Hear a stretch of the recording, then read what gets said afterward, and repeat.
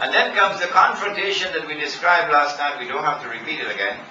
Imam al-Mahdi is inside the masjid and Dajjal is outside, followed by 70,000 Jews from Isfahan, wearing their Jewish shawls, indicating that power in Israel has now shifted from the European Jew, who is not a Jew, he's a European dressed up in the clothes of a Jew. Power has now shifted from him to Banu Israel. And we said to you last night that that process of change of power has already started in Israel. While the scholars of Islam have been eating halwa, of course. Because the new president of Israel, the one who defeated Shimon Peres for the post of president, is an Iranian Jew, not a European Jew. For the first time in the history of the state. Banu Israel are now taking over. Imam is inside and Dajjal is outside. And at that moment the son of Mary comes down. The water in the Sea of Galilee is now dry. I am saying to you that that event is approximately 50 years away from now. The Imam says, here he is, this is the son of Mary.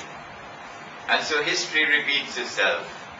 Because once before it happened, when John the Baptist, Yahya alayhi salam, said, here he is, this is the man you've been waiting for, this is the Messiah. And then the true Messiah comes out and confronts the false Messiah. The false Messiah flees, and the true Messiah pursues him and overtakes him at Lud, which is the headquarters of the Israeli Air Force.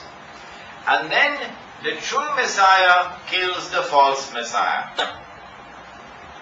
So all the planes are now grounded. They no longer have control over the skies. The source of their power is that they control the sky. The skies no longer belong to them. The Dajjal is now destroyed. Now comes the end of Gog and Magog, which we could not deal with last night. The solitary hadith is in Sahih Muslim. The solitary hadith declares that it is now that Gog and Magog are released. And the first of them will pass by the Sea of Galilee and start to drink the water. And by the time the last of them pass, they will say there used to be water there. And the world of scholars of Islam have held on to this solitary hadith. And so the world of Islamic scholarship is insisting that the world cannot experience Gog and Magog until the Son of Mary has come back. Impossible, double it. But they have disregarded 8 ahadith in Sahih Bukhari, which we have recorded in this book for them. They're going to have to respond to this book. Secondly, they have disregarded something else. The Jews are back in the Holy Land. The Qur'an declares that it explains all things. And therefore the Qur'an must explain the return of the Jews to the Holy Land. What is that explanation? Come on, stop eating halwa and give me the explanation. They don't have it. They have disregarded a third thing. Some 50 years after the Hijrah, the Khalifa, I think he must have been Uthman radiallahu ta'ala, sent a delegation to go search for the barrier, the one built by Zulkarnain. The delegation traveled and they found the barrier in the Caucasus Mountains. And the delegation returned to Medina to report that the barrier was lying in ruins. The world of Islamic scholarship has disregarded all of this evidence. The world of Islamic scholarship is at its wit ends to try to explain the phenomenon of globalization, which is taking place in the world today. The explanation is Gog and Magog, but they cannot give that explanation because they're waiting for the Son of Mary to come back. And only when the son of Mary comes back, only then will Gog and Magog be released. That's the predicament. How have I dealt with this hadith? My teacher, Maulana Fadlur Rahman Ansari, rahimahullah, he taught this important lesson. He said, do not take any hadith in isolation. No. You must try to locate it in the entire body of information that you have on a particular subject. Then try to locate the thread which binds all of these verses of this Qur'an, all of these hadiths into a whole. And then seek to understand this hadith. When I do that, then the understanding that I have derived, and Allah knows best, is that after the true Messiah has killed the false Messiah, it is at that time that the last wave of Gog and Magog will be released. And when they pass by the Sea of Galilee, they see it dry. So they say there used to be water here.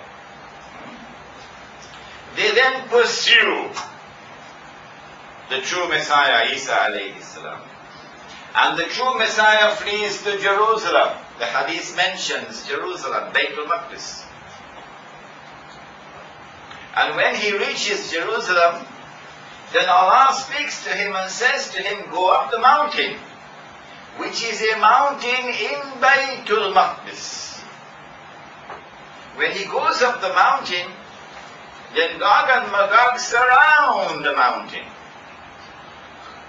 And they say, we have killed those who are on the earth. Now let us kill those who are in the heavens. And they shoot their arrows up into the sky. And Allah allows the arrows to come back down with blood on them. I can't explain that. There is a young man here or a young woman here who may be blessed with this knowledge tomorrow to understand this hadith. And you come and you stand on this platform and you teach this subject, and you then explain to the people what I am incapable of explaining now. Isa alayhi salam has the believers with him up the mountain, and they suffer terribly. Terrible suffering. One head of an ox on his wood is more valuable to them than the world and all it contains, because there's great hunger up there. Then Isa alayhi salam raises his hands and he prays to Allah to destroy Gog and Magog. If you're wearing blue jeans, listen to the answer now.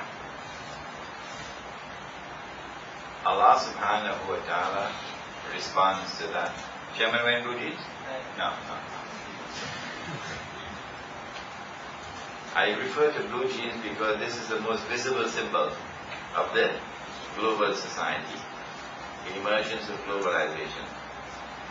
That everybody in blue jeans, even grandma in blue jeans, the priest in blue jeans, the rabbi in blue jeans, sheikh in blue jeans, hijab on the top, blue jeans below, so. Chinese in blue jeans, Pakistanis in blue jeans, Arabs in blue jeans, even the Malay in blue jeans. This is the global society. So I use the blue jeans because it's the most visible symbol. This blue jean society is now going to be attacked. The Gog and Magog world. Isa alayhi salam prays to Allah to destroy Gog and Magog. What does Allah subhanahu wa ta'ala do? He sends a little insect which attacks them at the back of their neck. And as they attack at the back of the neck by this little insect, they all fall down, paralyzed, and by next morning, they're all dead. Strange, isn't it? And so many are dead, no one to bury the bodies, so the bodies begin to stink. That is the tomorrow that is coming. The earth filled with dead bodies. Wherever there are Gog and Magog on the face of the earth, they're going to be attacked by these insects. And they all fall down and die. I wonder why this happens.